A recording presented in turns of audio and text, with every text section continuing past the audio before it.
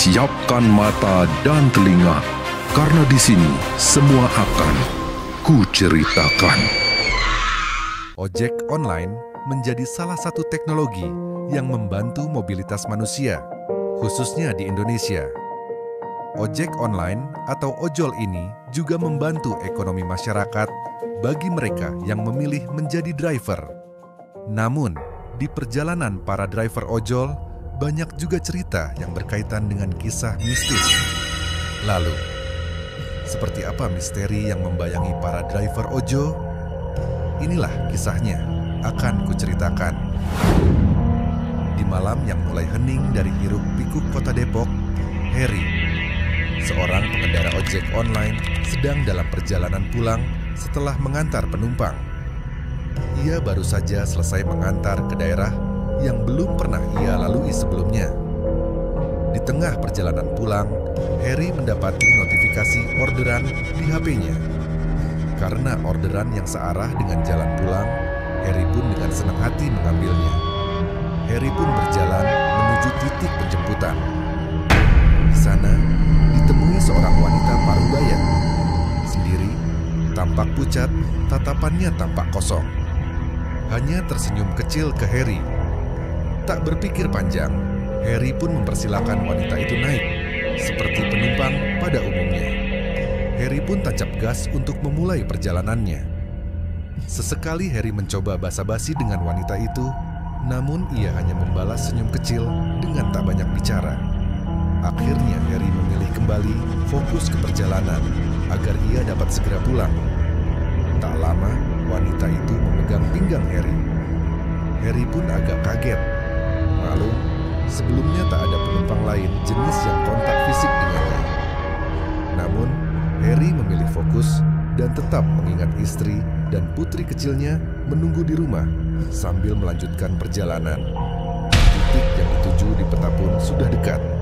Namun, bulu kuduk Heri mulai merinding ketika ia membawa motornya berjalan dikelilingi semerbak bunga Kamboja. Ia pun sempat bertanya dengan penumpangnya itu. Sang wanita pun meyakinkan bahwa jalan yang dilalui sesuai dengan tujuan wanita itu. Setelah maju 500 meter, titik antar pun sampai. Heri pun memberhentikan motornya. Ia makin ketakutan karena kini ia berada di tengah pemakaman. Dan penumpang wanita tadi ternyata sudah hilang.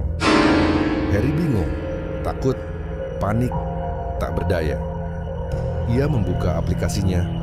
Pesanan ini berhasil ditutup oleh atas nama Sari. Ia bahkan diberi tip tambahan dan diberikan pesan, "Terima kasih sudah mengantarku kembali." Heri pun sudah habis akal.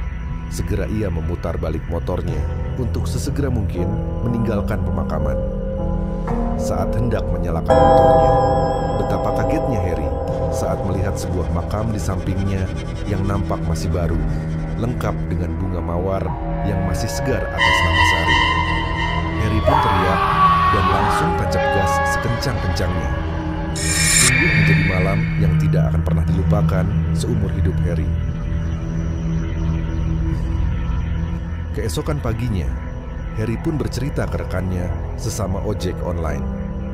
Rekannya pun terkejut dan bersyukur Heri masih diberi keselamatan. Teman Heri bercerita bahwa dalam seminggu ini, banyak ojol yang mendapat orderan serupa di daerah tersebut.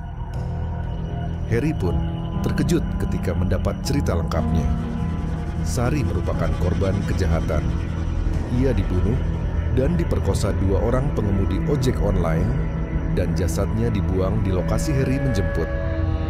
Ia pun mencoba balas dendam dengan driver ojol. Ada yang diberi order fiktif dan ditakut-takuti. Ada pula yang memboncengnya lalu celaka di tengah perjalanan.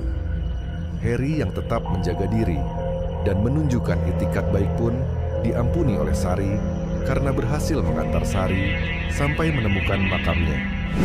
Order ojek online misterius semacam ini ternyata banyak dialami oleh ojol di Indonesia. Sukar dipercaya, namun nyatanya cerita semacam ini banyak ditemui di sekitar kita.